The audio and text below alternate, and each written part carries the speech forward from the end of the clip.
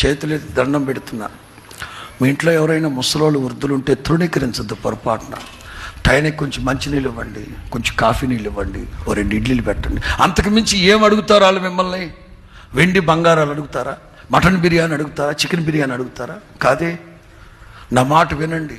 మీ ఇంట్లో వృద్ధాప్యంలో ఒకవేళ వాళ్ళ శరీర బలహీనతను బట్టి దగ్గుతూ తుమ్ముతూ ఉండొచ్చు. ఆ టయానికి వాళ్ళకి కొంచెం మంచినీళ్ళు, కాఫీ, 4 ఇడ్లీలు పెట్టండి. ఎందుకో తెలుసా? మీరు అటు వెళ్ళేటప్పుడు ఇటు వచ్చేటప్పుడు మిమ్మల్ని చూసి మనస్సులో మిమ్మల్ని దీవిస్తూ ఉంటారు. నా మనవరాలు చల్లగా ఉండాలి, నా కోడలు చల్లగా ఉండాలి, నా కొడుకు చల్లగా ఉండాలి.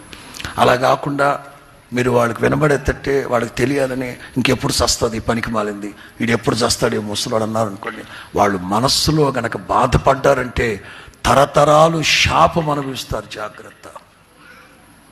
ఇంట్లో ముసలోళ్ళు ఉన్నారంటే, వృద్ధాప్యంలో ఉన్న ఒకరు ఉన్నారు అంటే అది మీ కుటుంబానికి ఆశీర్వాదం.